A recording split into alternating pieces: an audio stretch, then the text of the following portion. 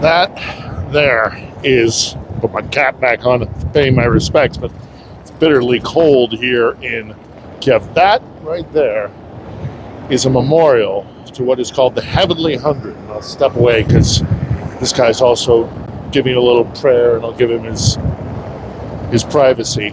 The Heavenly Hundred today are recognized and celebrated because they were the ones that fell during the fighting, and this is the 10-year anniversary on Maidan Square in the Revolution of Dignity, where they overthrew a Kremlin stooge president who had gotten into the office by illegal and treacherous means, and instead set their course towards aligning with Western Europe instead of Russia.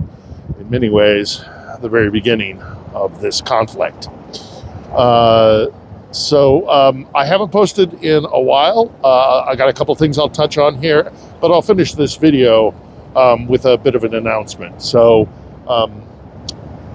sadly, these men and women and countless thousands of others have died trying to bring liberty and freedom and independence to this country. And we need to recognize their sacrifice. And today we do. So.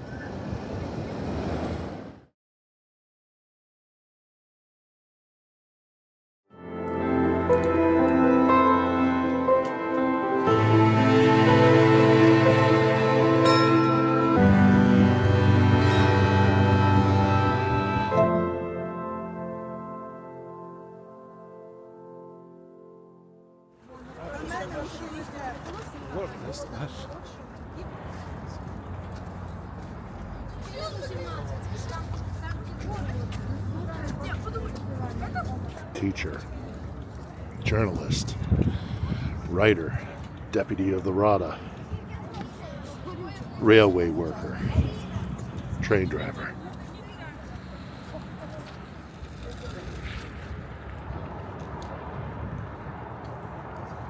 Up there is where our live shot position was here at the Cossack Hotel. I remember doing live shots when I was working for a project, Al Jazeera America. It lasted all of about a year, but I was their chief foreign correspondent, and I was here on Maidan doing reports for them. I remember we used to, after we knocked off at like 1 or 2 in the morning, the only place that was left over was this awful British faux pub where we'd go and get a cold beer and a really awful sausage. And it was here on this square 10 years ago that my life changed forever, really.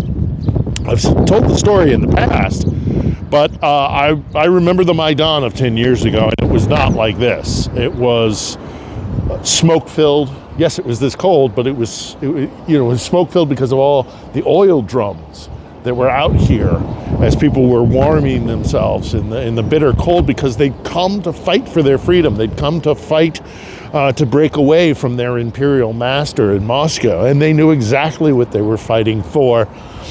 And to those say it was a CIA operation, and they buy the whole Russian narrative that of course these people wouldn't have a grassroots movement to get their own freedom that obviously had to be orchestrated from somewhere. Well, I was here, and I remember the earnestness and the sincere desire of these people to be free 10 years ago. I remember little old ladies, grannies, who came in from the local outlying towns bringing soup to the young men and women, mostly young men, but all stratas were here actually. And I remember making promises that changed my life, and I don't regret for a minute, because I know the threat that comes from Moscow. Just this week, for example, look at this post that basically the philosophical heart of this new nationalist Russia that Putin has built, Alexander Dugin.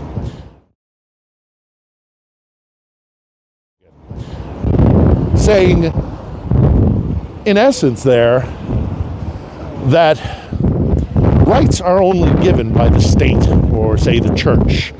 You don't have what we in the West consider our inalienable rights that we are born with. We hold these truths to be self-evident. The Russians don't get it.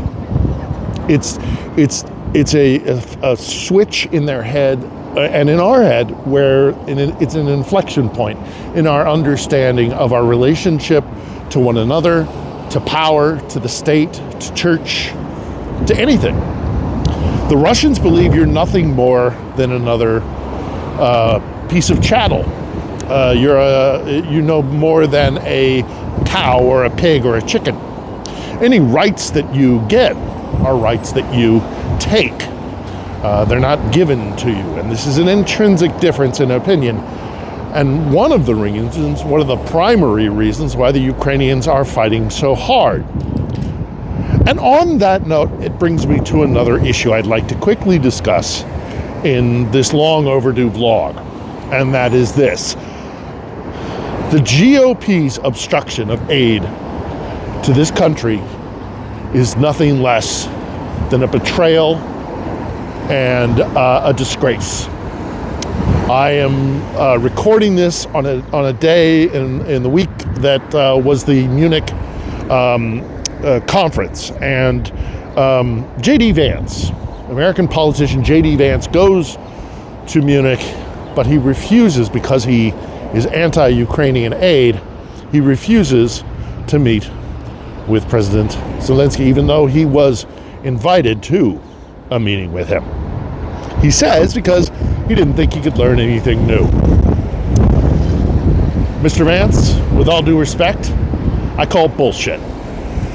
You did not want to look in the eyes of a man, and by proxy a country, that you are so openly subjecting and betraying and handing over to a despotic and cruel government that is murdering thousands, that have rape squads, that have destroyed entire cities cruelly as a way to regain their sense of empire. You're a coward, and I'm ashamed that you are an elected official. So finally, I'll just say this. I have an announcement coming. It is a significant one.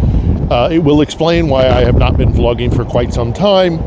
I'm not going to say what the announcement is, so in some ways I suppose this is an announcement of an announcement, but this is coming very soon. I will be making a fundamental change in this channel, and what I'm doing here in Ukraine, my God, it is cold. My eyes are watering.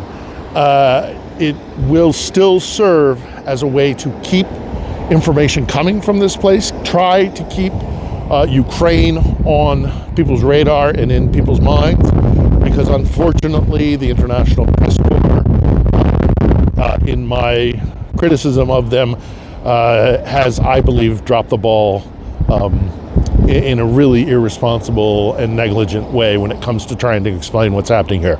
What I will be announcing soon, and we're talking in the coming days, so watch this space, will hopefully try and at least keep people's minds on Ukraine, and even more, I hope, will go further to explaining the depths and the complexity of what's happening here, because there is an information war going on. Social media platforms where the heads of said platforms are clearly pro Moscow and by the GRU talking points. I refuse to even name names, but I think you all know who I'm talking about and what I'm talking about. Be wary, folks. This is going to be a difficult year, this election year. This war is not going away. These people will not stop fighting. They showed it on Maidan, and they're showing it in their resistance and resilience in pushing back against Moscow's aggression. I can only hope to contribute in whatever way I can, because, again, 10 years ago, on this square, amongst all these brave people, I made some promises, and I intend to keep them. So, as we mark the 10-year anniversary of the Maidan uprising, and we commemorate and we show our respects for those who have lost their lives both during those dark and violent times, albeit with a lot of hope in mind as well. There's hope here along with the pain.